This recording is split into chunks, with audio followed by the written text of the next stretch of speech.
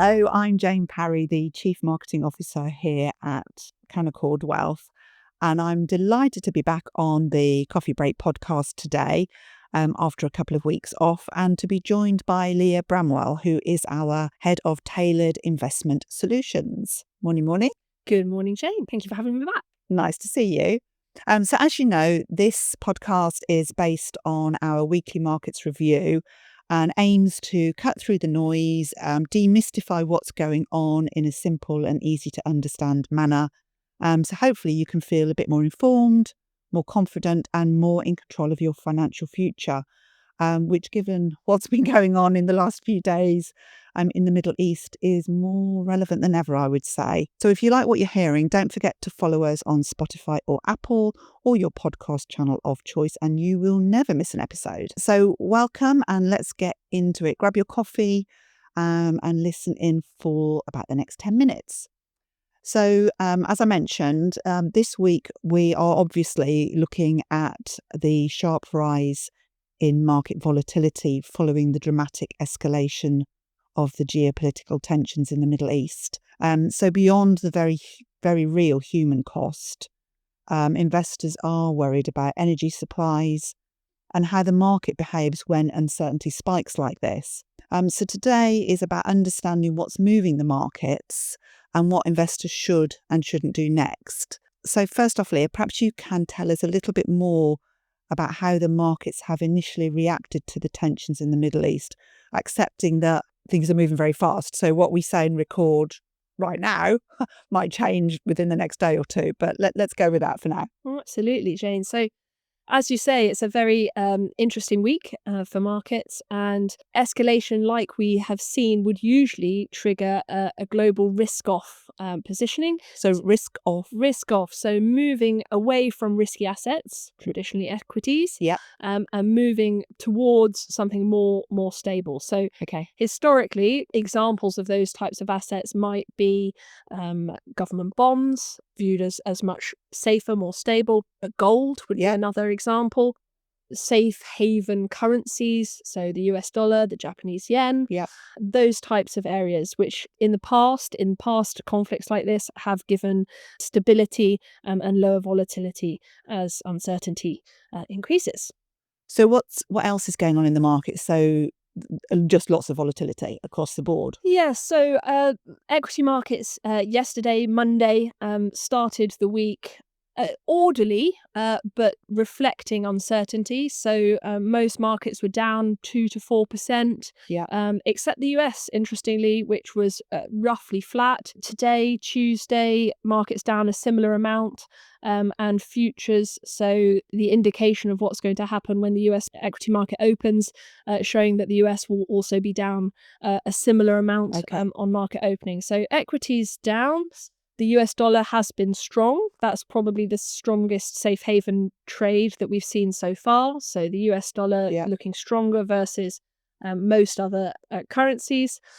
Gold initially did rally. So gold initially was up around 3% yesterday, Monday, but came down and is down slightly today. So that safe haven trade not playing out perhaps as one would expect. And then finally, bonds, where one might expect to see corporate bonds. Both government bonds and corporate bonds.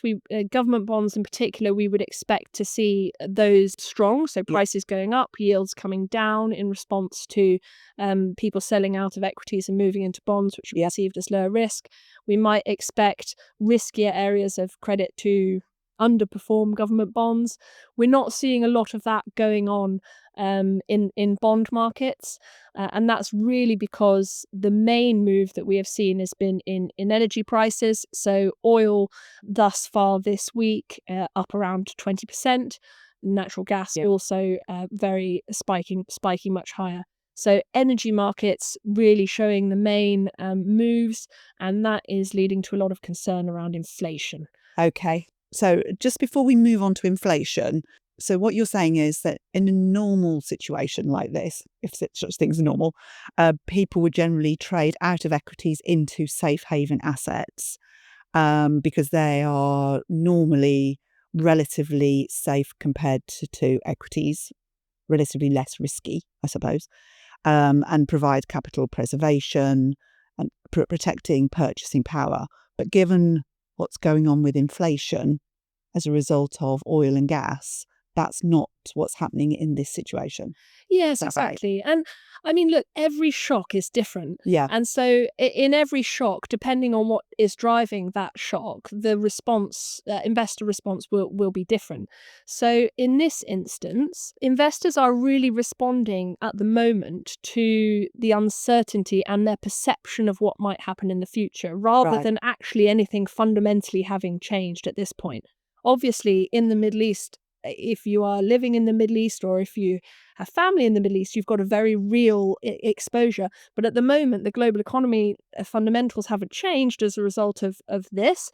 There's been disruption and tension in the Middle East for a long time. So this escalation is really an uncertainty, and it's leading people to reassess what might be the impact going forward. Okay. That's still very unknown. So can we touch a bit more then on inflation? Because that seems to be what's worrying people the most in terms of the markets. Absolutely. So as we know, as we experienced in COVID, and also again with the Russia-Ukraine war, increases in energy prices have a very direct impact on cost of living and so domestic fuel prices all around the world. So if we see significant increases in oil prices, natural gas prices, that feeds very directly into inflation. Yeah. And so we've had the experience of that inflationary shock in the relatively recent past. So people are very aware of that. And as a result of that increase in energy prices that we've seen, people are reassessing what the path for interest rates may be going forward. So in the US, prior to this week, there were 3 cuts expected, priced into the markets. Interest rate cuts. Yeah. In the UK, there was 2.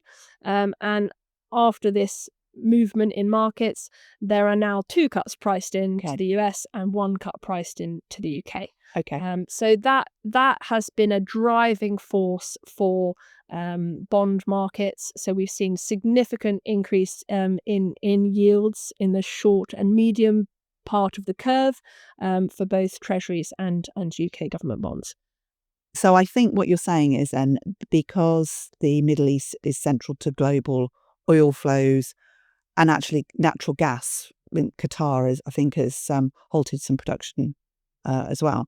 So that is restricting supply, increasing prices, and then that's going to push inflation higher, which just complicates central bank decisions and sort of acts like a bit of a tax on consumers and businesses, I guess. Yes, exactly. So it's inflationary. It also can impact growth. So higher energy costs can reduce profitability of companies. Yeah. So stagflation is the concern. So that is stagnant economic growth, higher inflation, and that's what's really driving the concerns in markets at the moment.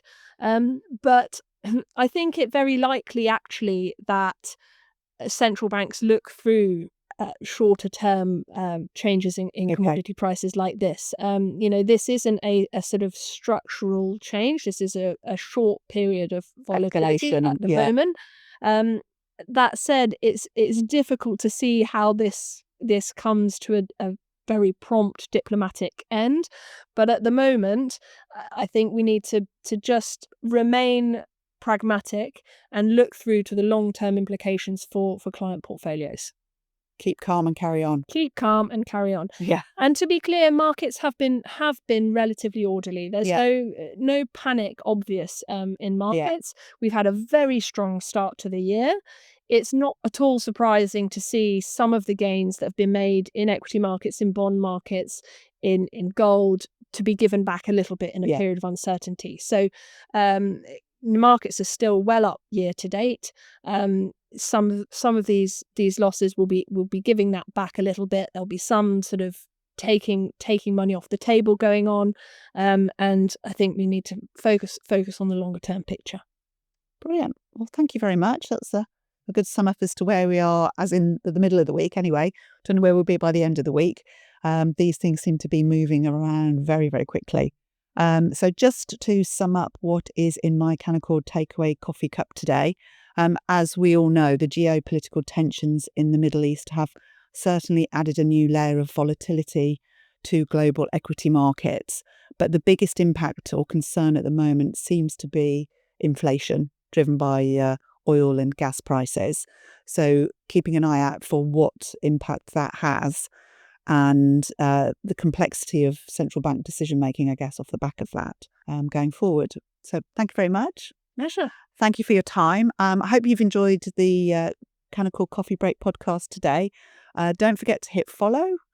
Please do share your thoughts with us at coffeebreak@canaccord.com. Many thanks. Investment involves risk. The value of investments and the income from them can go down as well as up, and you may not get back the original amount invested. Past performance is not a reliable indicator of future performance.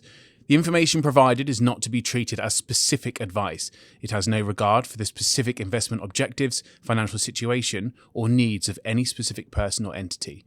It is accurate at the time of recording and is subject to change.